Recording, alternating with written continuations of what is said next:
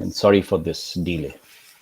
Okay, good afternoon. Our assignment is today to look at the culture of science during the period of the Enlightenment. There are two things which I'm going to discuss today.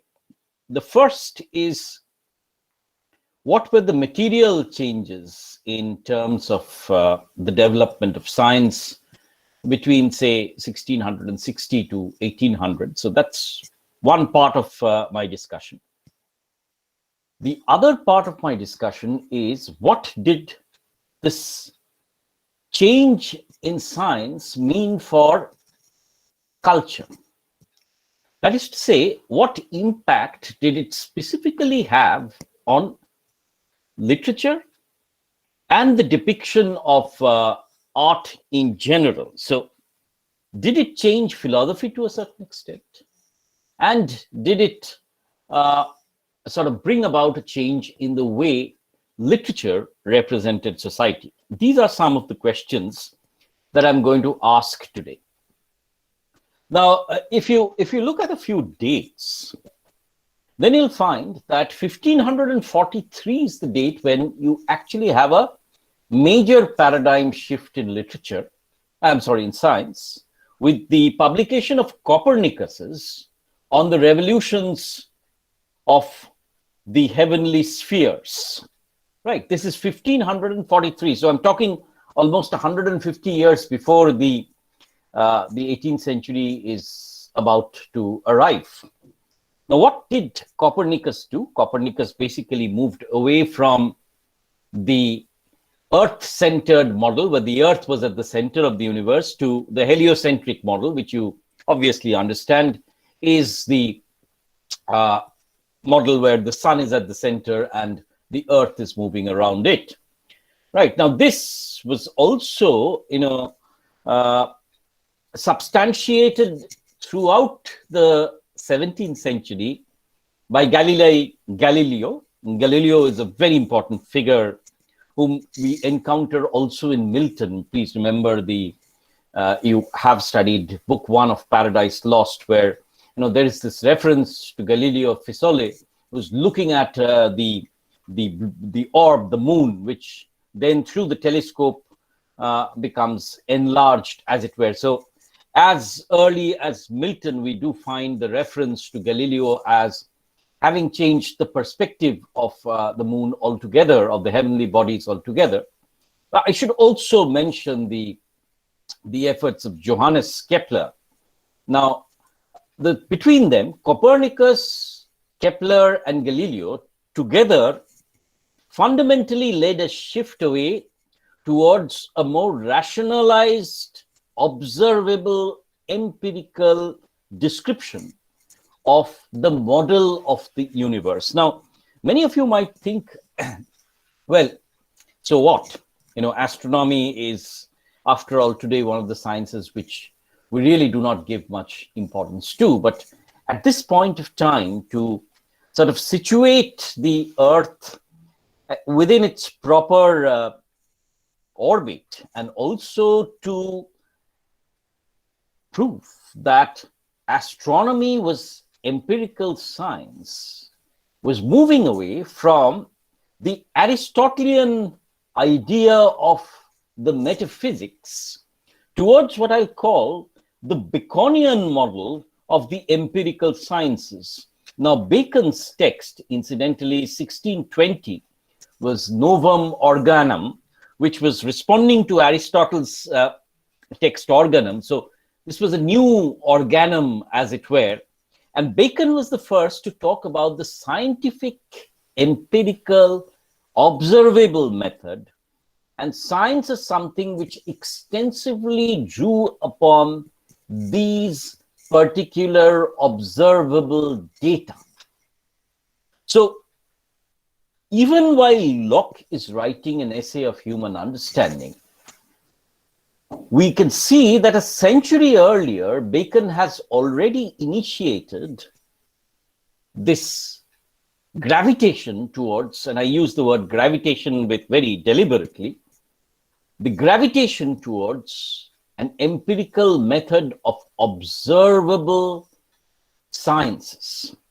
Now, this, of course, becomes easier with the telescope that Galileo sort of perfected, almost not perfected, but sharpened, let us say. And Galileo was able to see the rings, the satellites, one of the satellites of Jupiter. He was able to see Venus in a much more closer and defined way. So already astronomy was making huge strides. And enter the man who changed everything was Isaac Newton, Principia Mathematica. But before that, I should also mention a person called Boyle, 1627 to 1691, who was talking about the physical properties of gases as well as the pump, the vacuum pump, as it were. Now, interestingly, you see, physics and chemistry seem to go almost hand in hand during the Enlightenment. I'll talk about chemistry in a brief moment, but let me come back to Principia Mathematica, and this is 1687, which was followed by optics in around 1704. Now, Newton was this gigantic kind of a figure who fundamentally changed the idea of science altogether. Let me quote a poem from Thomson to talk when he talks about after Newton has died. Thomson writes, "Thy swift career is with whirling orbs, comparing things with things in rapture loft, and grateful adoration for that light so plenteous rayed into thy mind below." Now, it's very interesting in the way in which Newton is seen as a quasi, almost God. God said, "Let there be Newton," and there was light. So science was, somewhere amalgamated within the discourse of religion so that it became a new religion. Now, the interesting issue is not just that, let me take it one at a time. Newton was also using the gravitational model, as you obviously will remember, those of you who read Dan Brown will remember the way in which Pope was presiding over Newton's funeral, and the apple becomes a kind of a metaphor within Dan Brown's text. But that's besides the point. The point remains that Newton was explaining earthly phenomenon and was able to link physical phenomenon on the universe or on the earth with the broader astronomical phenomenon that were being talked about. Now, what do I mean here? Putting the earth within the heliocentric model, and therefore the earth is in orbit because it has this gravitational pull, and talking about centrifugal forces and centripetal forces, the centripetal force of motion which propels the earth outside, and the centrifugal force which draws it with its gravitational pull towards the sun, Newton was able to demonstrate what I call earthly phenomenon of the apple falling on the earth. Now, this is the most commonly utilized example, but Newton was also linking the tides. So motions which were associated with gravity, geographical phenomenon which were associated with gravity, were now being explained in scientific terms. Therefore, what was happening was that it seemed that the Lockean idea of the human understanding as gaining knowledge through observation was reaching a new kind of an impetus, and that it seemed that all earthly phenomenon could be explained by the new sciences which were based on observation. So observation, empiricism, explanation of earthly phenomenon were key to Enlightenment science. Now, where did Newton strike such a chord? Was it just because he was a great scientist? Was it because he was refracting light into its many colors and refracting it back again into that unified ray of white light, therefore diffusing knowledge and again unifying it? Or was it because of a different kind of a phenomenon that Newton was talking about? And Newton, interestingly, did not see a difference between God, religion, and science. You see, in the Newtonian schema, God was this, benevolent kind of a patriarch who had set things into motion, right? So Newton did not dispute the fact that this was created by God. And he said, I do not know much about metaphysics that is beyond me, but whatever I observe, they have a law. Presumably, God has given that law, so it is up to me to discern what that law is. And therefore, you have that very, very famous quotation by Newton, which very often you use. He says, I seem to have been only like a boy playing on the seashore and diverting myself in now and then finding a smoother pebble or a prettier shell than ordinary, whilst the great ocean of truth lay all undiscovered before me. So Newton was quickly, accepted within the schema of a benevolent enlightenment that could amalgamate latitudinarian Christianity with the new culture of science. So my point remains that the new culture of science was not seen as essentially inimical to Christianity. Rather, there was this idea that God was this, great, immeasurable entity who had a clockwork universe where everything moved in a particular fashion, and that it was the dream of man, or it was the goal of the man and the scientist to find out the empirical basis of this mechanism, right? So this concept of the universe as a gigantic machine with its various parts in harmony was seen as something that, Newton was bequeathing to the universe, and therefore it was in sync, in consonance with the ideas of a benevolent God. Take it one step further, and you see very often this Newtonianism of the monarch, the benevolent monarch who was, presiding and controlling the kingdom, was keeping everything in order while remaining almost invisible, quickly spread as a political idea as well, right? Therefore, it was not very, radical. That's what I'm suggesting, that while the science itself might have been very radical, the science meant a rapid overhauling of the way in which scientists thought. The approach of science towards religion was not very inimical in that sense of the term. And therefore, Newton became so greatly feted in the sense that he became a kind of a poster boy who could bring together, stasis as well as revolution in the sciences, but a kind of status quo in terms of religion and politics, right? So that is what I would like you to remember, right? That this idea of this great being and this great plan, which we find in Pope's Essay of Man, unfortunately, we don't read it, but we will.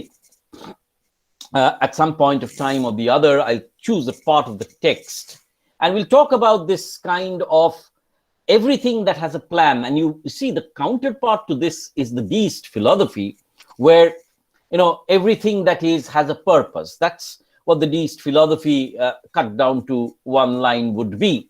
And that there is a grand plan which we cannot see of God, which is manifested in the processes of science. So this is also extendable in a certain way to this notion of the plot maker, the author as the plot maker. When we talk about Tom Jones, for example, we'll see how Fielding acts as this, almost providential plot maker who has every single episode fit into the pattern of the plot, and therefore is in a certain way mimicking the Newtonian vision of the world. So it's not just that science remained restricted to certain disciplines. It was gradually, moving out and diffusing into other forms of literature as well. Now, having spent some time on Newton, let me also move on to the one great phenomenon which many of you do not actually know was part and parcel of the Enlightenment until Benjamin Franklin sort of brought this into the limelight, and that is the discovery, let's not say discovery, but the progress made in terms of magnetism and electricity, especially in the work by a scientist called William Gilbert. And William Gilbert's text, incidentally, was titled De Magnete, and it, for the first time, used the term electron. Now, electron, incidentally, came from the Greek electron, meaning amber. Now, Gilbert was talking about electricity which was generated by friction. He was also talking about the various electrical phenomenon as losing themselves once there's the application of heat. And by 1729, Stephen Gray, a scientist called Stephen Gray, was demonstrating that electricity could be transmitted by metal filaments. So one of the major discoveries that was going to change the scenario altogether by 1760s, of course, you have Benjamin Franklin talking about the electrical rod and so on and so forth. In fact, a very interesting thing that I should share with you is an experiment that was very often done in public places, which was titled the electrical boy. The electrical boy. So a boy was, hoisted on a kind of a sort of hung through ropes, and through a machine, electricity was sent through his body, and he became electrified, and he would draw towards himself, magnetic particles. Very often, this ended with a girl going up and kissing him, and at that point, sparks would fly. I'm not exactly sure how this kind of experiment actually played out and how risky it was. But it's interesting to see that electricity was generating an interest not only among scientists, but amongst the people at large, a point to which I will come in a moment. Now, therefore, there are two fields which we've talked about. One is astronomy, and the other is, of course, the practice of electricity and magnetism, both of which required a serious turn towards what we'll call the empirical experimental method. Now, this was taken also to another height through a scientist who actually worked in the 17th century, William Harvey. And this is 1628, and Harvey is experimenting with the circulatory system and the human heart. And Harvey was able to establish, the way in which the heart actually operated, the kind of volume of blood that was circulated, the circulation of blood, the use of the ventricles, the left ventricle, for example, and the use of the arteries. Harvey was able to observe and conjecture about the circulation of blood, which was one of the most major discoveries, I will say, in the realm of physiology, in the realm of medicine, as it were. And this was to become the index for a lot of medical research. Incidentally, you will probably also remember that from the Renaissance onwards, there was a movement from the animal anatomy to the use of corpses for studying the human anatomy. And the figure, of course, who will immediately come to mind would be Leonardo da Vinci and his meticulous, almost bizarre sort of description of the human muscular system and the skeletal system, so accurate that it marvels scientists even today. But what I'm trying to suggest is that, during this period and subsequently in the 18th century, the medical sciences, the establishment of anatomy classes, hospitals, academic hospitals for medicine became a phenomenal, or underwent a phenomenal growth. Now, interestingly, I will also talk about two other scientists in this context, and they did not belong to England. They were part and parcel of the continent. Let me talk about Ambroise Paré, who worked in France and was one of the early experimenters with surgery and dressing wounds. So, this was the beginnings of modern surgery. We have the Dutch scientist Herman Boerhaave, who built an academic hospital and sort of took this entire discourse of anatomy to a new kind of a frontier. And we have Pierre Fauchard, who from France was talking about the oral anatomy, in the sense he was the father of dentistry, as it were. So he was talking about the human tooth, the human sort of oral cavity, as it were, and its mechanisms. So you could see that, the heart, the mouth, the circulatory system, the anatomical system is undergoing revolutionary kinds of discoveries which are being made during this period. Interestingly, if you will remember, this is also the period when the Fahrenheit was working with the mercury thermometer. And this, incidentally, comes in and around this period also, where you have Fahrenheit discovering various kinds of thermometers, and he was inventing the mercury thermometer. So incidentally, every time that you put the thermometers anywhere in your body, be it in your mouth or underneath your arms, do remember that class on the Enlightenment and the contribution of the Enlightenment in measuring your temperature. Right. The other thing that I'd like to also talk about very briefly is, of course, in terms of astronomy, coming back to astronomy once again, with the telescope and the improvements, you actually had the discovery of many of these comets. Halley's comet, for example, was discovered by Edmund Halley in 1705. And in 1781, interestingly, William Herschel actually discovered a new planet. And this planet was later on named Uranus. So many of these aspects of the many moons of Uranus, the satellites of Jupiter, these were observed and recorded during the period of the Enlightenment, as it were. So once again, physics, biology, human medicine, and astronomy, gigantic progresses.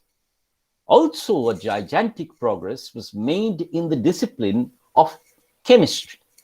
Now, the man to go to here would be Lavoisier.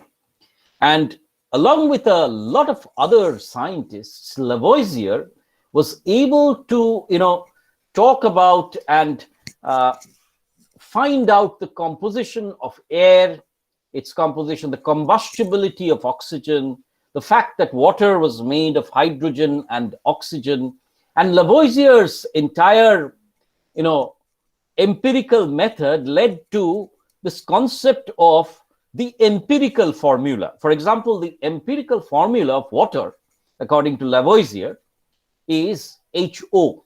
So it's made of hydrogen and oxygen. But the precise composition gives us the chemical formula. But notice the term empirical formula, and notice how observable science was gradually, and science that was verifiable by repeated experimentation. Remember that fact, that science says that something can be a law of science only and only if there are no exceptions. Right. So Lavoisier, 1783. By this time, please remember, 1765, we already have steam contraptions in plate.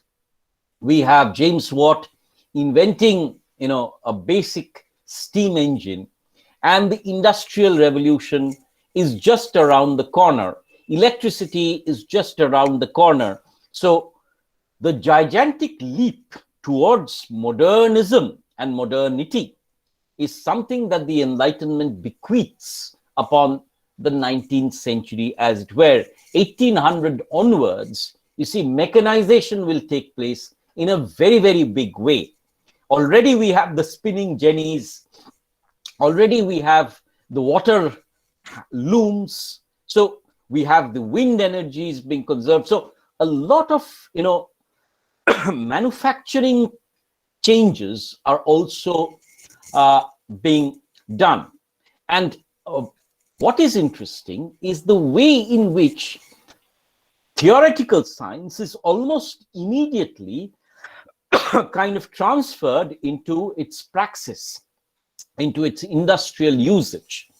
And if you go to Edinburgh, for example, you will find, James Watt, and the way in which he was immediately transferring his technology, his knowledge of technology into usable technology, so that, England was immediately able to use what I will call the resources that the colonies brought to it, including cotton, sugar, etc., and put it to use industrially.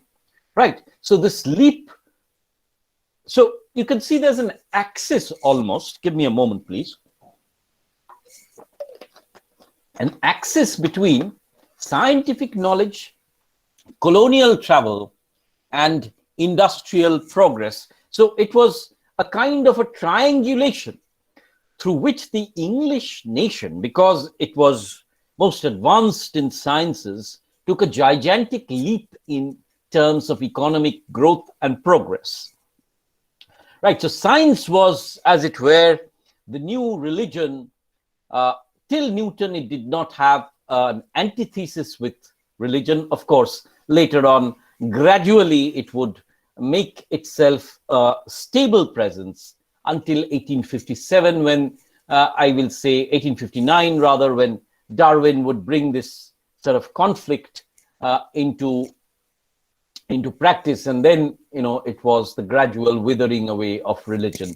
So till this point, during the Enlightenment, I would say religion and the scientific discoveries went largely hand in hand. So what have we talked about? We've talked about astronomy. We have talked about anatomy. We've talked about physics, magnetism, electricity.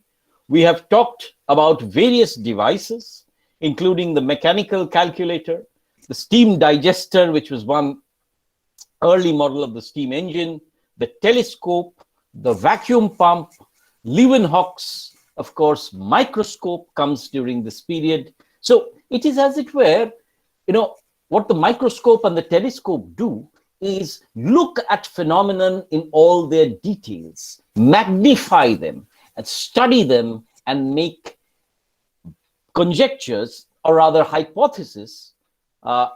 Let's not use the word hypothesis. Make laws based on, fact. In fact, Newton it was who suggested hypothesis non fingo. I do not frame any hypothesis. I only base my findings and the laws that they provide. This is one part of the story. Now, the other part of the story concerns, this part of the story involved the scientific discoveries that were made. The next part actually talks about the diffusion of science. You see, Science, until and unless it was widely diffused to the public, would remain simply esoteric. Please remember that universities were few and far between. And apart from England, there were not many, or there was not much growth in the number of universities per se. And, universities were not really affordable at that point of time, right? So if science had to find a base, it had to enter the public imagination. Therefore, two very important things were happening. One was the establishment of public bodies. This would be the Royal Society in 1662. This is England. The Paris Royal Society, which was in 1666, the Paris Academy. 1700, it was in Berlin. So by 1700, you actually had science diffused across the continent and diffused into learned bodies of science. So scientists were, coming together, as it were, in exchanging ideas across disciplines. And therefore, this led to an enormous development of science. Incidentally, science was also receiving a huge patronage from the government in England. In fact, Newton was knighted, and therefore the prestige of the scientist increased. Their publications came out in the Transactions of the Royal Society. Therefore, there was a large now body of literature, especially print literature. And by literature, I don't mean novels, etc. I mean, journals, print documents, which were dispersing these scientific findings across the continent, right? Therefore, one of the major things that you must understand is that Newtonian physics quickly spread, right? And therefore, the spread of the Newtonian physics gave a new paradigm of science for the continent to work with, which then generated its own body of research. You see, if you study the history of science, you have Aristotle, and then you have the Newtonian model, right? And then the next major change will come in the model of Einstein and quantum physics, right? So Newton was that, propeller, that momentum that changed the movement of science, and it quickly dispersed across the continent. The country that had much more science would immediately put it into technology, and therefore it would immediately develop much more than its other counterparts. Now, when I was researching on travel writing from India to England, I found out in 1857 a text by Lutfullah, and in 1810 a text by Abu Talib. There were two Muslim travelers who were traveling to both of them were traveling to London. Now, Abu Talib, when he went to London, found out the new practice of shipbuilding, right, and the advancements that were made. He also noted, he actually went to an anatomy class and was struck by the way in which the human body was yielding up new knowledge. Lutfullah, interestingly, he went to the artillery sections of the British Army and found out the tremendous improvements that they had made in terms of guns, the new technology in terms of weapons. Please do not forget this as well, because science was not all very hunky-dory only. It was also intrinsically associated with the concept of warfare. You will remember that the English quickly adapted Tipu Sultan's Mysore rocket and turned it into what would be the early version of the guided missile. Now, so Lutfullah was going and looking at the warfare, the arms that the British had sort of perfected. And he also was struck by the way in which London was lit up by lights. So very, very significantly, you see this metaphor of light, enlightenment, and science contributing to the actual growth of trade and commerce and the transformation of standards of living were becoming very important during the Enlightenment, although its most significant effects would be seen in the 19th century. So, diffusion of science across the continent in learned bodies. But more interesting was the diffusion of science into the popular imagination. And this was done through several ways. In fact, Boyle actually performed an experiment before the King of France, where he actually took an apple inside a kind of a container, sucked the air out, and the resultant vacuum created the explosion of the apple. The apple exploded. So science was displayed to rulers, the gentry, but there were equally scientific lectures for the common people. And these would be organized in societies, in marketplaces, even at 6 o'clock in the evenings, so that the people, after their work, could gather and look at the new marvels of science. So science became the new marvel, as it were. And therefore, very interestingly, very quickly, there was a rampant interest in the phenomenon of science. A little later, of course, you will have the British Museum. And therefore, the history of human, anthropological progress and the leaps and bounds that modern science had made would immediately come into the popular imagination. So what I'm trying to understand is the way in which, not only scientists, but also people who were interested in sciences were gradually diffusing science, not only among the educated, but also among the non-elite people, so that science was quickly imbibed into the public imagination, as it were. And notions of gravity, tides, etc., were quickly explained. Electricity, I referred to the electric boy, where electricity almost became a kind of a new magic. You see, for somebody like us, switching on and a fan turning is like something which you almost, you don't bother about. But please remember that when I took my very young daughter, my who was a child, and for her to the first metro visit, and the door opening, and she just immediately told me it's like Alibaba and the 40 Thieves, Kulja Sim Sim, and the door opens. So it was like magic. It was like a kind of a fairy tale that was happening. But the difference is that this was observable, this was explainable. So together with philosophy, what you actually have is the confidence that every single observable detail on the universe could be explained through the human understanding.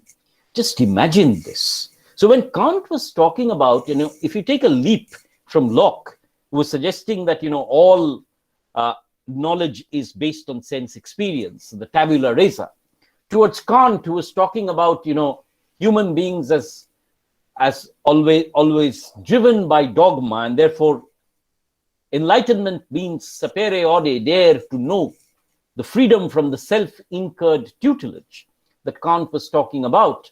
This was it. And science was becoming the modus operandi, the method through which this freedom from self-incurred tutelage could be possible. Therefore, science was rapidly taking on a new mystical dimension, so that Pope could write, "Let there be Newton, and there was light." And let me once again quote those lines from Thomson, in case you've missed them, on Newton. "Thy swift career is with whirling orbs," referring obviously to Newtonian contributions to astronomy, "comparing things with things in rapture loft." So, this comparing things with things, and the way in which the earthly and the unearthly the divine body and the earthly phenomenon were intrinsically linked, and grateful adoration for that light. Now, of course, Newton's optics is something which I've not really mentioned. I need not really, because that is the metaphor that we are using. So plenteous rayed into thy mind below. So once again, light is, as it were, the enlightenment could be possible only and only if it was rayed below. So it diffused to the people. And you see what Kant once again says. Kant talks about the enlightenment not as an individual exercise of reason, but the public use of reason. And therefore, science becomes so very intrinsic to it. So that is what I generally wanted to talk about in terms of science. You see, what does it mean for, of course, were there different voices? Yes, there were. And two of the major voices who were skeptical about, the role that science played in development and, in terms of, radical overhaul of society. Two very important literary voices with that of Swift and, of course, Blake. Now, Swift, of course, if you remember, Swift's Gulliver is a man of science. He's a surgeon on board a ship. And one of the objects, if you've seen in Gulliver's Travels, for my students, of course, this is something which I talked about in great detail, is this magnifying glass and the spectacle that is within his pocket. And he looks, this kind of a glass through which you're looking at society, and you can enlarge and diminish. This is fundamentally looking at man through two ends of a telescope or a magnifying glass. That is what Lilliput and Brobdingnag is all about. And Swift, being a Catholic minister, of course, was, greatly disturbed by the gradual replacement almost of religion by science and the pride that human beings had in themselves. Therefore, when in Brobdingnag, Gulliver sort of talks about the British nation and man, the king almost dismisses him by arguing that man is like is a pernicious race of little odious vermin that nature ever suffered to crawl upon the face of the earth. That kind of a damnation. And in return, what does Gulliver do? Gulliver offers him to the capacity of gunpowder and the ability to destroy. And the king is immediately shocked that so mean and vile a thing could consider something so evil. Swift was immediately looking at the evil prospects of science, its ability to generate violence. In fact, the scientific homonyms ponder in their gathering how to, or whether to exterminate the Yahoos from the face of the earth. So Swift is immediately pointing to us. And of course, Laputa, being that great, book entirely dedicated to science, where the flying island is used, the principle of magnetism is used to deny the people on the mainland sunlight just in case they rebel.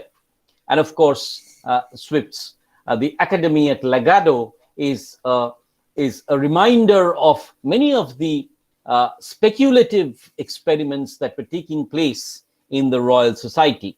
So Swift's, we will say, Swift's look at science was one which was extremely scathing. He looked at science and the replacement of religion by science as a kind of human pride that was reprehensible. And he quickly identified that science was, in fact, almost prostituting itself to the cause of power. In fact, Laputa means the whore, if you remember from my classes. So science as the whore, as the prostitute of power, as it were. So there is Swift, 1726. Of course, you have studied Blake and Blake's, concept of Newton as, drawing a circle around man with a compass, and the association of Newton with Urizen, the power of reason and the mind-forged manacles, and the liberation through the figure of loss and the imagination. So for Swift, science was the great encircler which through reason sought to imprison us, and the only way out of it would be through imagination. So here are two very important literary figures who took skepticism about science to a great level. There were other figures also. So it's not just that, science was, unilaterally considered as the great boon for mankind. There were dissenting voices as well. But importantly, what you should also notice is how all the other disciplines, say politics, say economics, which we have studied about, quickly were given scientific principles, right? So we have the rise of economics as a science, political science as a discipline. So this empirical observation, analysis, and findings, the scientific method and temper quickly became part and parcel of the overall overarching philosophical, political, economic discourse of the period. So it's not just that science was an esoteric discipline which was developing by itself. It was also greatly contributing and transforming the other patterns which went into the making of society. In terms of literature, what did it mean? Now, I can only suggest that you take a look at the great volume of empirical literature that developed. Let's say this is the age when the biography develops significantly, the autobiography develops, the diary develops, there is the Protestant journal that develops, and of course, the novel. So empirical data, empirical experience recorded in print. There's of course the newspaper, the periodical essay, which is actually sort of motivated by news. So this entire discourse about news is an empirical phenomenon. News and new things do the whole world bewitch, said John Dunton. And you see, this new science is transferred into new empirical record keeping through newspapers and periodical essays, and its analysis and plotting through different literary forms. So something like the Protestant journal would try to record your daily experience and find the pattern of God. And something which would talk about the history of Tom Jones and then try and create a plot around it of perfection would be transferred into the novel. So literature became about the here and the now, and trying to amalgamate this new empirical thrust, this what I will call contemporaneity, with earlier literary models would go into the complexity of making the novel. This is the point which I will discuss a little later when I discuss the plots of the novels. But I would suggest that this plot making, this empirical bias, and this great movement towards contemporaneity, the use of a non-Latinate English, the use of everyday English language, what was the empirical language, would transform different forms of literature, including diaries, including whole biographies, criminal literatures, including Protestant journals. So throughout, across, right, cutting across genres, the empirical bias in philosophy and science was going into the making of newer forms of literature. So no longer do we have the classical models only, but there's a rapid influx of this new empirical tendency towards literature. Let me now bring this this discussion to a close, what have I suggested? New philosophy calls us into doubt. It was written, say, at the beginnings of the 17th century. Now, this new philosophy and science progressed throughout the 17th century sporadically, much more meticulously in the 18th century. It led, along with major revisions in philosophy, to paradigm shifts in scientific thinking, the establishment of the empirical method, and finally, in major discoveries. These discoveries included the fields of astronomy, chemistry, physics, biology, and almost all the major disciplines of science. The human body was now explained. Phenomenon of gravitation, of light were now explained. The combustion of gases was now explained. Various devices were being made. And gradually, the theoretical progress in science was being transferred to its application in technology, which would make this gigantic leap towards industrialization possible during the 19th century. Already, steam and electricity, the driving forces of the next 2 centuries, are around the corner. Right? Major discoveries in medicine, inoculation, all were made during this period. Therefore, there was this sense that the world was on the brink of a change, that the human being was much more confident, and that he could explain phenomenon and transform his own life. He was no longer the medieval man who was dependent upon fate and could transform his own life or take life in his own hands. Of course, this confidence was just beginning, and it would subsequently develop. Also important was that science was spreading across the continent, that various bodies were propagating science, and science was entering into the public imagination. In terms of literature, the science bred newer forms of literature, newer genres, newer ways of looking at truth, newer metaphors. So it's not just important that we look at the references to Newton in, say, Pope or Thomson.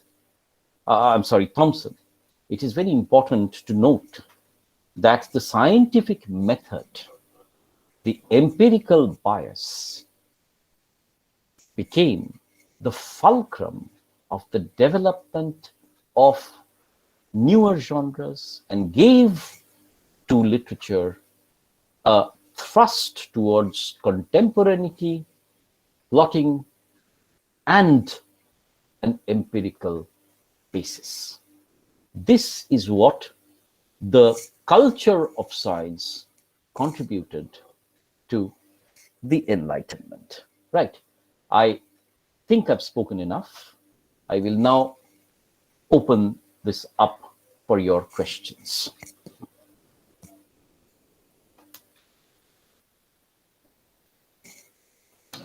Sir, good afternoon. Bujanto. Go ahead. Sir, medicine sir ki notun discoveries chilo, were there new diseases that were discovered at this time?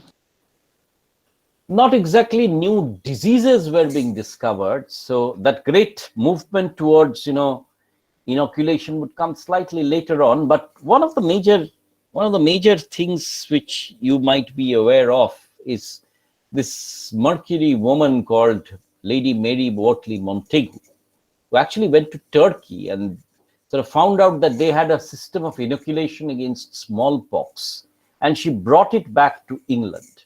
Right.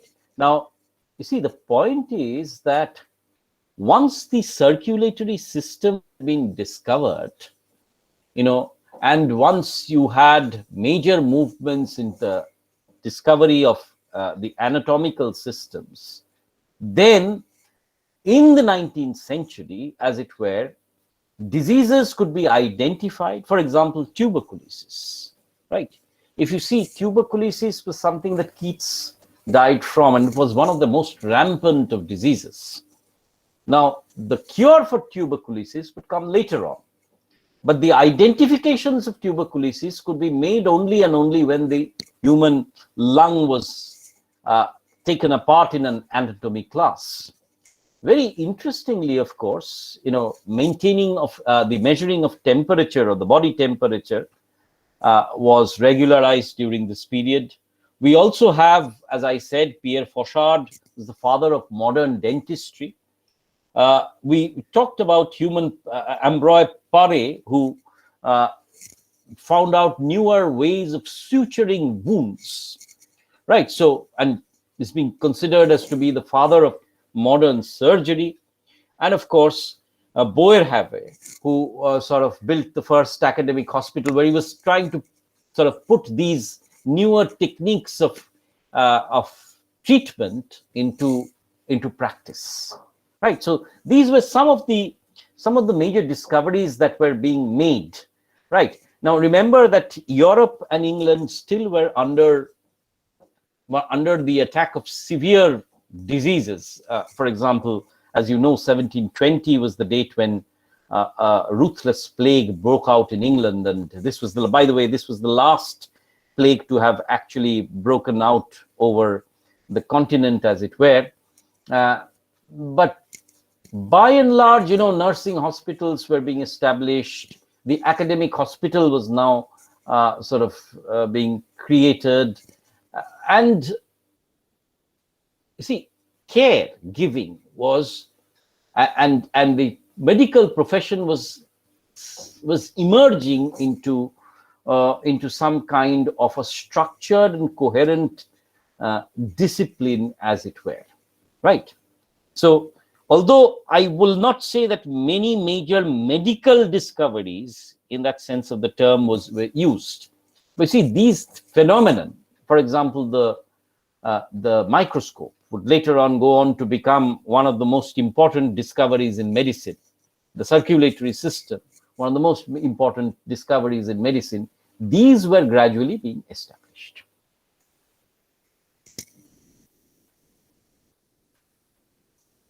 Yes, sir. Yes. Uh, Welcome. yeah. So my question was that Newton was working in the late 17th century and in 18th century, in the beginning of 18th century, and Einstein was working in the 20th century. So what was the like? Why was this like? Newton was almost accepted as a god, and Einstein faced a lot of issues like political issues, and also he was also attempted to be killed.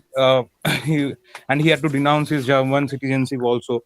So was it like within these 2 years the people came to realize, like religious heads and the heads of the state came to realize that this development of science is gradually taking the power away from them? So why is this? I wouldn't say that, there's a gap of 200 years, as you rightly pointed out, and Einstein is the next, the major paradigm shifter. But remember, Einstein was himself a Jew, right? So there was a problem with that, and he also had to flee. He was in exile, if you remember. And therefore, there were larger political issues, which were surrounding Einstein, of course, and Einstein's contribution to the development of the atomic bomb was also something which was. So Einstein drew around himself a lot of, he will suggest political, let us say, political traction around himself. I would put it in this way, and therefore the way in which Newton was being sort of visualized as a kind of a person who was in sync with religion did not happen with Einstein. Also, of course, remember that Newton was the principal scientist of the period, whilst Einstein was working with a lot of people like Niels Bohr, for example, and Heisenberg, for example. So he was not just the the theorist. And also remember that this entire idea of quantum physics was understood in its full complexity almost 20-30 years later than Einstein.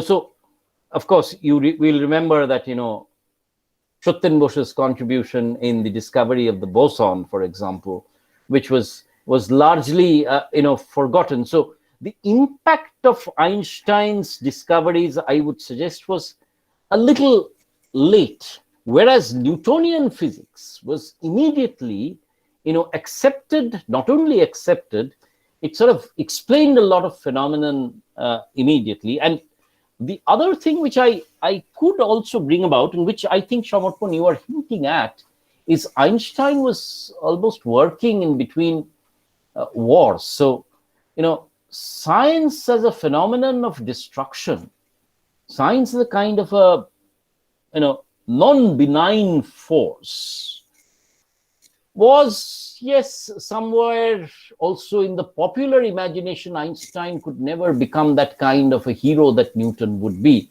And you will, of course, remember that Einstein himself was rather dyslexic, right? So he was an extremely shy individual.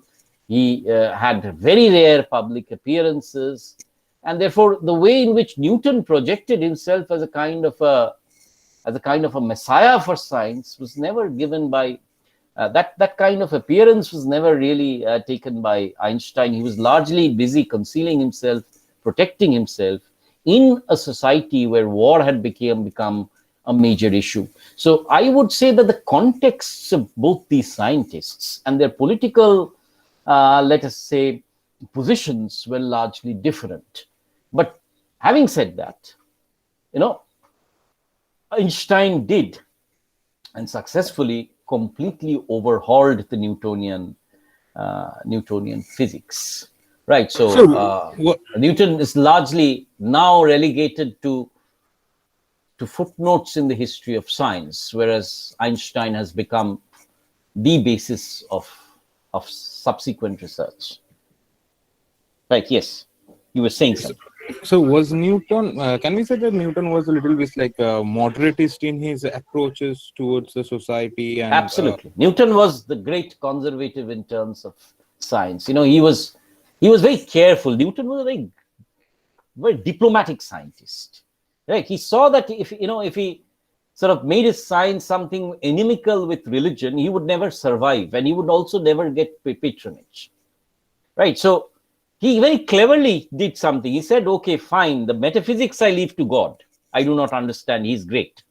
But the physics is mine to explain. Right? So in that sense, yes, he was moderate, he was conservative, and he was a very diplomatic scientist in that sense. Thank you, sir. Yeah. Good afternoon, Dada. Good afternoon, Anupam. Hello. Dada, we see that Gottfried Wilhelm Leibniz is a philosopher who is coming with the idea of calculus in mathematics for the first time. So, does Newton get influenced by him while writing the book Principia Mathematica? As we see that they both belongs to the same age. Absolutely. I have not. I'm sorry. I should really have the greater concepts of mathematics. You see, I'm not very good at mathematics myself, so I didn't venture there. I don't understand half of it. Calculus, in fact, ruined my higher secondary results, so I stay away from calculus. But you see, the other person whom you should have also mentioned is Descartes, right? Descartes and Leibniz, both of whom were taking on major advancements in calculations and in the science of calculus, mathematical calculus, and definitely, yes, Newton was greatly influenced. But how he was explained, or what extent mathematics really, calculus really transformed his calculations, I'm sorry, Anupam, I am not really the best person to explain. But since you've asked, I'll find out from mathematicians. One of my very close friends is a student of economics who might be able to guide me in this context, and I'll get back to you. Right? Yes, Leibniz. Yes, Descartes. Important influences on Newton, but the degree of their influence is something which I'm not very sure about. But yes, mathematics did undergo a remarkable, transformation also. Thank you for reminding me that. Thank you, Dada.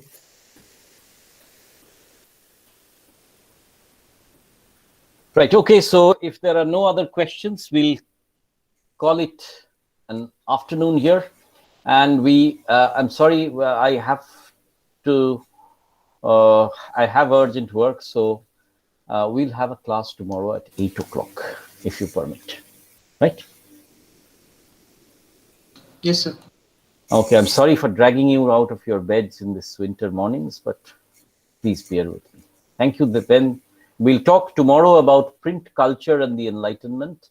And if we find time, we'll also talk about the gender question. But I don't think we'll get that much time. Tomorrow, I'll take a shorter class. Right? Thank you then. Thank you, sir. Thank you, sir.